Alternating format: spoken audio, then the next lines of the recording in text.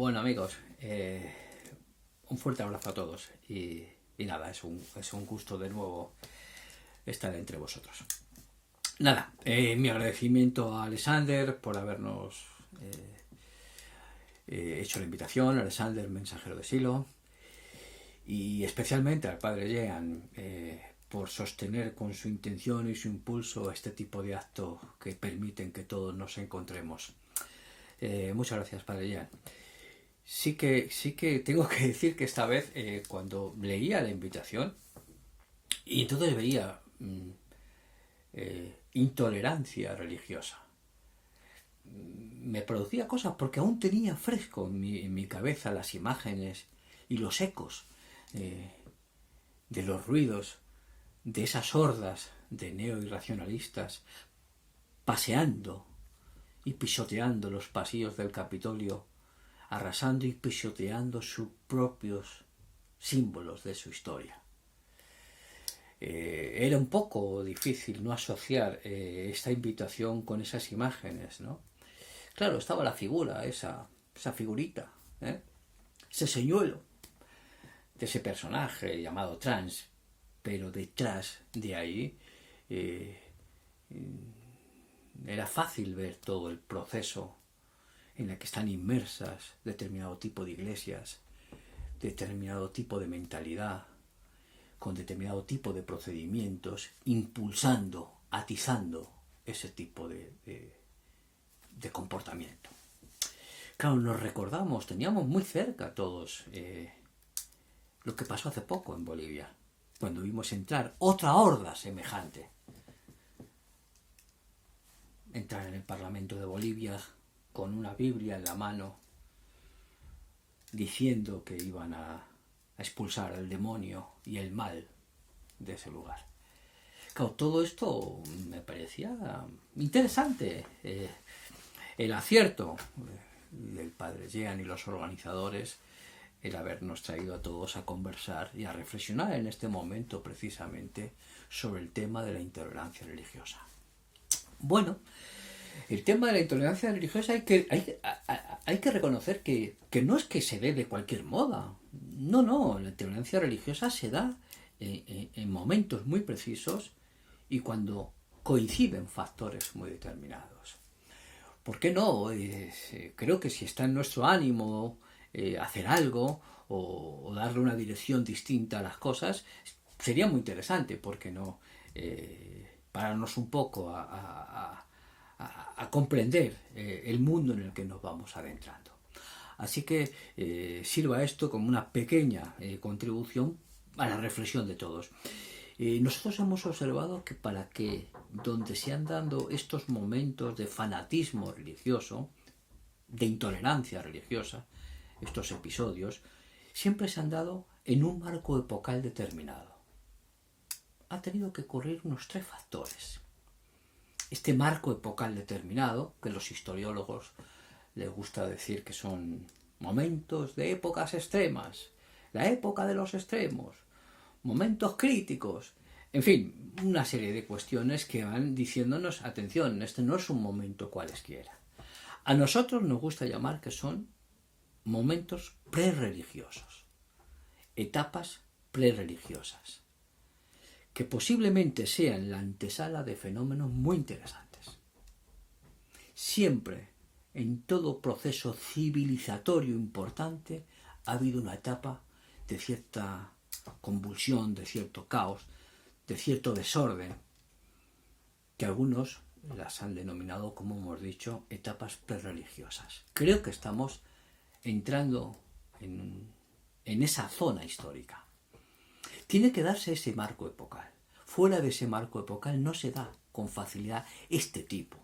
No voy a recordar etapas históricas que a todos nos vendrán a la memoria, cruzadas, fenómenos como la Revolución Francesa de otros signos, la toma de la Bastilla, las Tullerías, en fin. Realmente tenemos muchas anécdotas donde este tipo de fanatismo, este tipo de tolerancia se ha enseñoreado y ha caminado por grandes espacios de la humanidad. Sí que es cierto que darse, además del marco epocal, tiene que darse otro. Tiene que haber una suerte de estructura entre los líderes que atizan, los líderes reónicamente que impulsan, que lideran este tipo de fenómenos, tiene que coincidir con el comportamiento colectivo, con una masa que le siga, pero tiene que haber una concomitancia. No es una cuestión solo del comportamiento de un conjunto descabezado o el comportamiento de un líder. No, tiene que haber esa estructura líder-masa. Esta parte es interesante y muchos lo han estudiado, el comportamiento colectivo. ¿Cómo es que será este tema? Ya tenemos dos factores de los tres que tienen que darse. El marco epocal, tenemos por un lado el marco epocal, que parece que coincide, y esa especie de coincidencia, de conexión entre cierto tipo de líderes y cierto comportamiento colectivos o conjuntos. Y ahora viene el tercero. Tiene que haberse producido un fenómeno, que es la externalización de las religiones. La externalización, la ritualización de los fenómenos religiosos que venían dándose en ese tipo de poblaciones. O sea, las religiones tienen que haberse secado, tienen que haberse externalizado, tienen que haber perdido contacto con el interior de la gente. Si no, tampoco es posible producirse. En una religión vivida interiormente no es posible el fanatismo y la intolerancia, sino todo lo contrario. Por eso decimos que este tipo de fenómenos, este tipo de cosas es muy interesante ver cómo se han ido dando. Creo que entonces, si no solo sirve que haya una época y unos líderes malos, sino que también los conjuntos tenemos algo que decir, el comportamiento de los conjuntos y de los individuos que vamos insertos en ellos tenemos algo que decir, capaz que sea interesante a lo mejor empezar ahora personalmente a reflexionar como ¿cuál es mi relación con la religión en la que participo? ¿Cómo es mi relación con mi Dios o con mis dioses? ¿Qué tipo de relación establezco? ¿Es la relación de un siervo y un esclavo? ¿Es una relación de miedo? ¿Es una relación mercantilista en la que yo hago cosas y tú me das otras cosas y si no las hago? ¿Es una relación económica?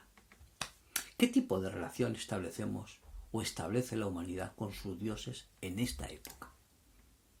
Quizás sea un buen momento para empezar a hacer este tipo de reflexiones.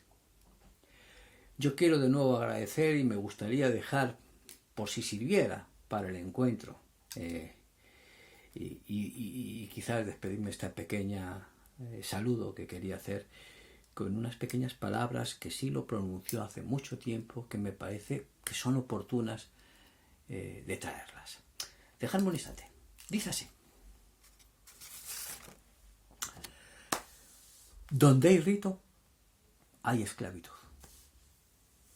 Si Dios ha muerto en los templos, ha muerto en las imágenes, ha muerto en sus representantes, es porque ha renacido en el corazón del hombre.